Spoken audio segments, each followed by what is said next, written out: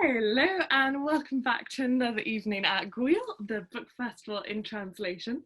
I am very privileged to have with me tonight Chrissey Worrall, who is an expert children's bookseller at Waterstones.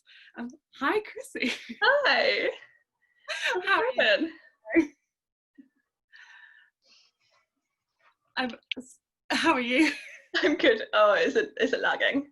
No, we just did it. It was just I said, how are you? And don't worry. That's fine. Actually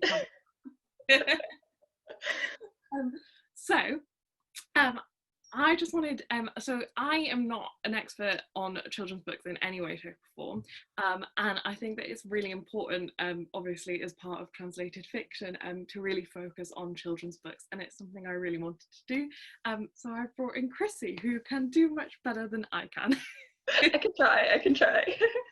Do you want to talk a little bit about where you work and what you do on a day-to-day basis that's non-lockdown related?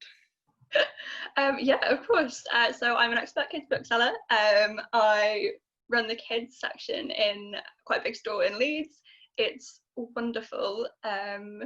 So kind of day to day, I'm being a shop assistant, and then I'm also kind of working out what we're going to do next in the kids section in terms of like new releases, what we want to promote. We always pick a couple of titles, I think 3 across the board, plus obviously the children's book of the month to champion, and we've been kind of getting really good with kind of picking more non-mainstream titles, because I'm not always the one that's picking them, so it's really encouraging to see. So we pick a kind of a younger one for the picture books, a 5 to 8, and then we kind of have an on-off teen one. We usually just kind of pick one halfway through the month that we kind of want to champion and run with it when we find something we're really, really passionate about. But I also do a lot of the kids events, which is really lovely and really rewarding. So that's things like the weekly story times, which are just gorgeous. The author signings, which are a lot of work, and a lot of kind of more character-based storytelling. So like we'll get like the Gruffalo in, or like Mog the cat, things like that. Absolutely gorgeous. And I'm also trying to start a teen book club, but that can be quite tricky. So yeah, it's really good. I also kind of support the wider events stuff, so I get a lot of that kind of side of it. Absolutely. And you're also very privileged to have a Chris Riddell original drawing on the side of your kids' book. I was privileged enough to watch that in action, and I have an Instagram video of it. It was so nice. Anyone doesn't follow him on Instagram, like go find him. It will be your new favourite account. So where did you want to begin with children's books and translation? Well, I've got a couple of things that I kind of noticed when I was a kid, so let's kind of start there. So one of my all-time favourite authors was Cornelia Funk, and I apologise in advance for all of the like wrong mispronunciations that I'm going to do, because there are just too many to look them all up. I imagine you have this problem all the time, and I feel so guilty about it, but I'm going to try my best, and let's hope. So obviously Inkheart is her most famous. It's a series, it's absolutely gorgeous, and like she kind of got me into translated fiction at a very early age. At the point that I picked them up, I really didn't know that it was translated. Whoever translated it did a really brilliant job on it, as everyone does when they translate books. And it was just such a brilliant story, and to have that kind of translated over and have the same feel just really inspired me, like from a very rudimentary point, at the thought that like there's this whole world of books that's not just kind of English language, or like US, British, Australian experiences. But obviously it really varies depending on like where the author is from and kind of what background they're from, even if it is English language. But it's really nice to have that kind of extra, I don't know, kind of, it makes it feel a bit more universal. And it just really kind of caught my attention. So I think that's kind of what introduced me to translated fiction. She's got a few other works which are also just absolutely wonderful.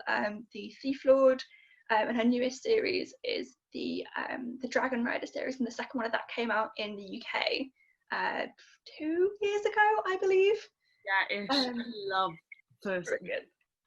Absolutely brilliant. And so that means kind of now I'm more kind of in touch with translated fiction from that point onwards. And as an adult, I read so much translated fiction. I always look for it because I know there's going to be something that's just a little bit different in terms of maybe the tone or in terms of the situations that goes into that novel, and it's really nice to have that kind of variance. My usual example is things like The Convenience Store Woman, a lot of kind of Korean and Japanese and Chinese literature that is really brilliant and across the spectrum, totally different from each other. So after Cornelia Funk, who else did you end up reading and loving as a child? Well, there were so many things. So I learned French as a kid, so I picked up a lot of French authors, even if it was translated into English. So The Little Prince is obviously like a classic, absolutely wonderful. But after that, I kind of had a look into kind of what was translated and wasn't, because I'm a complete geek and love just any kind of history of things and stuff like that. And there's so many translated kind of picture books and younger kids books. As a kind of older child, I didn't really engage with much more. It more came out in kind of like my adult reading. But in terms of kind of book selling, there's just been so much more recently that kind of really, it's beautiful to see, because we're not just leaning on kind of the classics of Pinocchio and Swiss Family Robinson, Imola Detectives, that kind of thing. So it's really nice to see there's kind of more coming through now. Yeah. Are there any in particular that have caught your attention? So recently there was a book called The Murderer's Ape. I don't know if you've heard of it.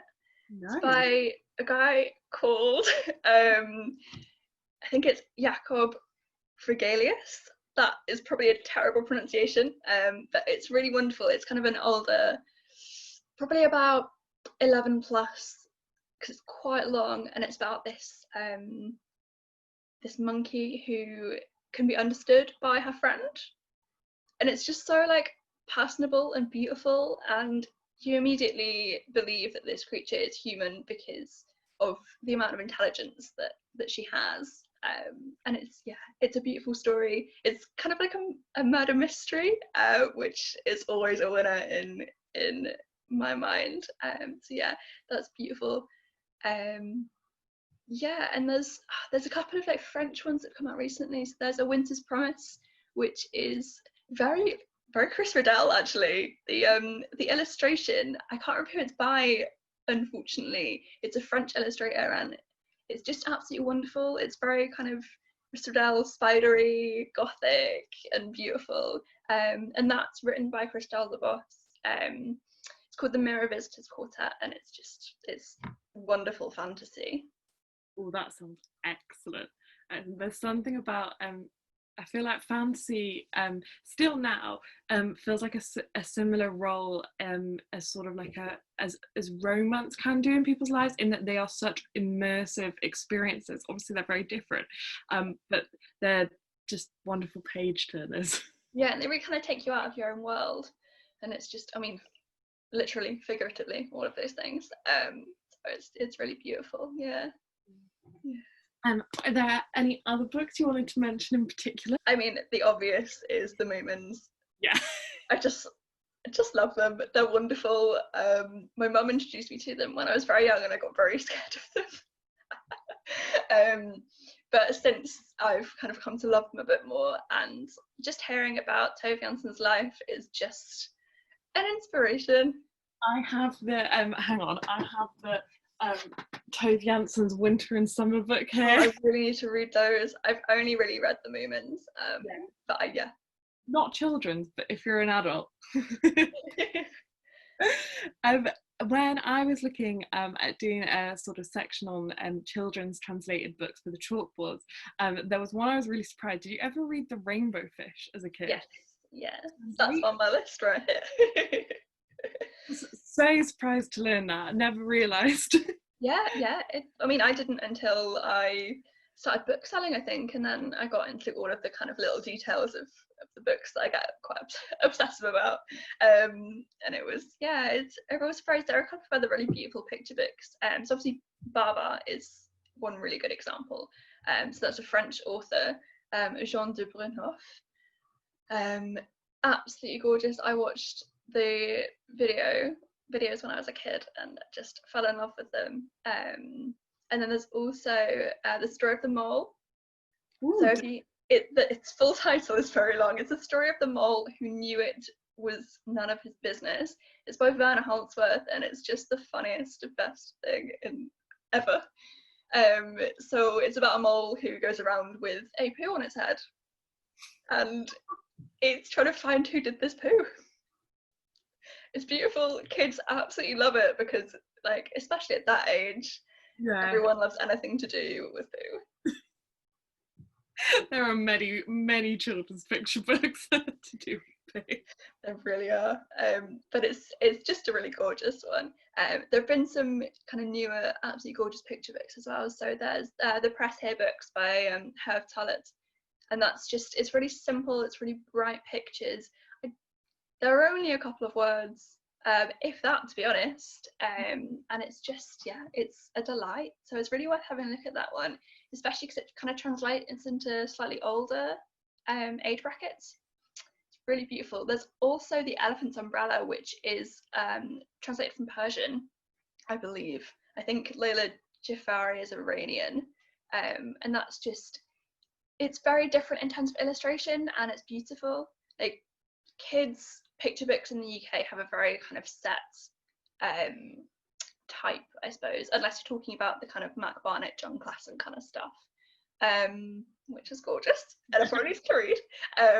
It's all very bright. It's all got kind of, I mean, it varies in words in terms of kind of the length, but they've mostly got a set length, a set kind of amount of pages, and a set design. And they are gorgeous, and there's loads of stuff that's absolutely brilliant that's come out of that.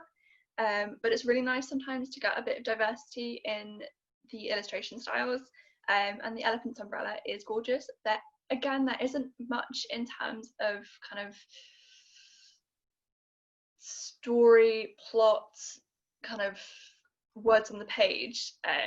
But it is just wonderful for that age bracket. So we're talking probably like 4, 5, if that. So kind of not reading age. And it's an absolutely wonderful one. It came to my attention just because of the kind of difference in illustration. There's also the beautiful Inside the Villains, which is a French translation by someone called Clotilde Perrin. Have a look at it. It's gorgeous. It's this like big oversized gift picture book, which is all about like fairy tales, kind of Grimm style fairy tales. It's kind of dark illustration, and it's just absolutely wonderful. It's got a wolf on the front, and even that first illustration just really packs a punch. It's gorgeous. I love picture books. Oh, I'm gonna be looking at that. Fantastic. When you were describing just because Iranian illustration, would you describe Persepolis as like a children's book? Because I think that like 12, 13 YA, maybe it would be really a good read. Definitely. So it's quite often recommended for the kind of younger, the teen side of YA, just because of the kind of the stuff that it contains. It's an absolutely gorgeous book, but I would. I don't know what I was going to say after that. Like it with like absolutely worth reading, but only if you're sort of, there are like some dark stuff there really is, and it's absolutely kind of worth a read. A side note to that is, and it's not translated fiction, unfortunately, but I recently watched The Breadwinner. It's a gorgeously illustrated and animated story, but it actually comes from a book called The Breadwinner by someone called Deborah Ellis. She's Canadian, so it is English language, but it's absolutely beautiful. It's about a little girl who her father gets taken into custody, and the only people left in her family are her mother, her older sister, and her, and she has to kind of disguise herself as a boy so she can kind of get around and not be arrested. And it's really good. isn't it? I think it's on my to watch list. Definitely watch it. I mean, so I haven't watched all of it because we watched it during lockdown and I just couldn't. It made me too sad. So I'm going to go back and rewatch it when I'm feeling a bit more kind of hardy, I think.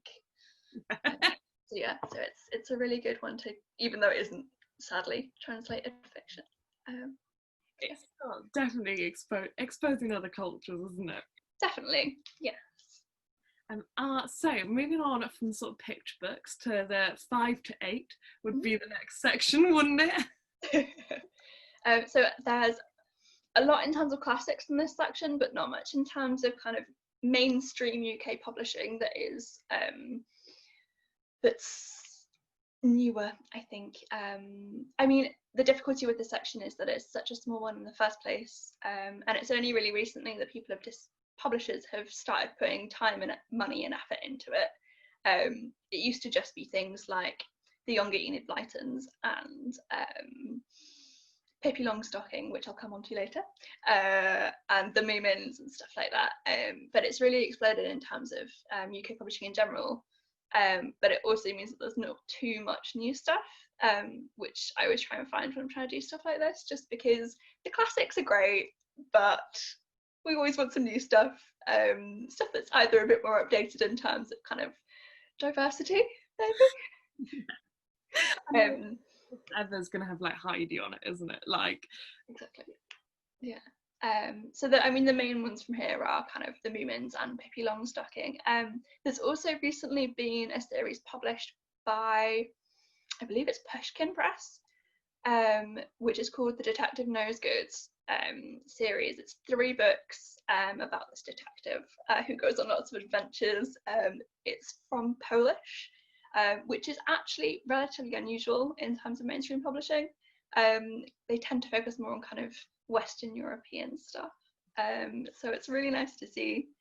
So yeah, so short and sweet for that one, unfortunately. That's all right. That's all right. And as we move around the shop, where would we find ourselves next? We'll find ourselves in the 9 to 12 section, which is my personal favourite because there's so much stuff in here that is just absolutely gorgeous. The aforementioned ink art, wonderful. On the slightly higher end of that, so that can also be read by kind of younger teens, and I mean I still enjoy it as an adult, so yeah. There we go. But you've got, yeah, there's such a wealth. So previously mentioned we've got A Million Detectives, which is wonderful. Also The Parent Trap, which is a brilliant novel and everyone needs to read. A novel? Is it related to the book, to the film? Only like tangentially. That's beautiful. You've also got The Little Prince. I'd include that in that section. And then you've got beautiful things like The Never-Ending Story, beautiful classic. Then you've got The Song of Seven and The Letter from the King, which was just recently made into a film, actually. And that is from Dutch author. Can I even try this one? Go for it. I'm gonna say Tonk Tract. And this is very sad for me because I am part Dutch. There we go, let's skim over that one. And they're just wonderful adventure stories, fantasy based. And yeah, another like staunch kind of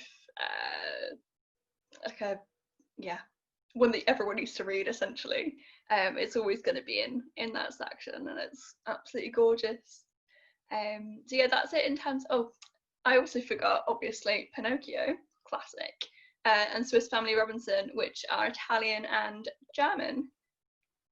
Yeah, absolutely beautiful stories, classics. But now we move on to the best part, which is the more kind of updated ones. There's absolutely loads here, especially in the last kind of year. It's really, really exploded. I think, again, publishers have decided that it's off the back of the kind of popularity of people like Cornelia Funk. It's really worth investing time and money in translated fiction. So you've got wonderful things like The Raven's Children, which is Russian. It's by Yulia Yakovleva. And it's quite a dark tale. It's beautiful. And it's quite small as well, so it's quite good for the age range because it grasps at quite good themes whilst also being not daunting in terms of size. Again, the aforementioned Murderer's Ape, again, absolutely beautiful. Most recent one that I've come across is called LAMPIE and the Children of the Sea, which I haven't read yet. It's on my kind of reading list because Robin Stevens recommended it. It's by Annette Schaap, and she's also Dutch, and it just looks like a really brilliant adventure story, kind of in the veins of kind of Robin Stevens and Enid Blyton and people like that. Just absolutely gorgeous. What else have we got? Oh yes, so there are some really brilliant new ones. As I was saying earlier, kind of a lot of, especially in this section, translated fiction comes from kind of Western Europe. That does extend slightly to Eastern Europe, but not much. But there have been some really brilliant things coming out of this boom in translated fiction, which then extends to kind of South America. Unfortunately, it's still from mostly white authors, but it's progressing. So there's My Sweet Orange Tree by Jose Mauro de Vasconcelos, apologies, who is Brazilian, so it's from Portuguese, and it's a classic. It was published originally about 50 years ago, and Pushkin Press have just kind of picked it up in the last like 3 or 4 years. They're doing some really brilliant work with translated fiction, as mentioned, and they are kind of slowly moving more towards kind of non-European centric translations, which is just a treat. There are some really great outliers as well, called so things like The Distance Between Me and the Cherry Tree, which is actually Italian, but again, absolutely gorgeous. And yes, there's also A Good Day for Climbing Trees, which was originally published in Afrikaans. Again, still a white author, but kind of coming out of a more diverse kind of landscape, I suppose. And that's by Jaco Jacobs, I believe. Thank you. And he publishes pretty much exclusively in Afrikaans. And then again, I think it's been picked up by Pushkin and translated another kind of, that's a more modern classic, I think. How exciting. Like, there are so many new recommendations there that I've never heard of. I'm so excited to get my teeth into them. Are we coming to the end, or are we? There is a little bit more, actually. A little bit more. So older fiction in terms of kind of teen and YA has always been a little bit better. It hasn't really boomed like the rest of it has. It's kind of been an underlying, because a lot of it comes from kind of more age appropriate adult fiction. There's a lot more kind of leeway in terms of like getting translated fiction from kind of the adult section and maybe kind of deciding that it's a bit more appropriate for that age range. So you've got stuff like The City of the Beasts by Isabel Allende. She's Chilean. It was written in Spanish originally. It's a classic. I think it might be one of the first kind of more adult reads that I read as a teenager. Her magical realism is just gorgeous, and it's a real one that I think everyone should read. In terms of kind of newer stuff, there's the aforementioned A Winter's Promise. That's absolutely gorgeous. The Red Abbey Chronicles by Maria Turch. Oh no. I went into that with such like enthusiasm and it went so badly wrong. Maria Turchaninoff, I believe, again apologies, who, from what I could find, I think she's Swedish. And the first in that series is called MARESI. They're absolutely gorgeous covers. They've got beautiful illustrations on the covers, and they're kind of feminist folklore. I think currently there's either 2 or 3 in that series, and they're just an absolute delight. They're gorgeous. There's also Piglets by Clément Beauvais, which is French. It's very YA, so I definitely avoid giving it to younger teens. It's absolutely gorgeous. It's really funny. Again, brilliant. The aforementioned Cornelia Funke also publishes in this age range. Yeah. So she has her Reckless series, which is a bit darker than The Thief Lord or Dragon Rider or even Inkheart, which is kind of the darkest of her younger books. I think there might be 4 of those, but don't quote me on that one. and they're just, again, just like they're gorgeously dark and beautiful, and her writing, as ever, is just, yeah, wonderful. So there's also a couple of ones I wanted to highlight here. So I haven't read this, but The Wild Book by Juan Villoro. He's a Mexican author, and I think he's been publishing for quite a long time. So they're all written in Spanish. And have a look at the cover for this one, because it's just absolutely gorgeous. It's on the younger end, so I could have kind of included it in with the 9 to 12 stuff, but I think it's just really worth kind of having a look at it for a little bit older readers as well. And there's also the Beast Player series. So it is the only one on my list that is Asian. So it's by a Japanese author called Nahoko Uehashi, and it's high fantasy. The second one is out this year, and it's just gorgeous. The illustrations on the front are wonderful. I believe they've made an anime of it as well, but I haven't seen that. I really want to get my hands on it. But yeah, that's kind of, I think, the best of what I could find and what I could dredge up. It's just absolutely wonderful. Oh, thank you so much. That was the best list ever. If you want anything off my list, I will send it to you.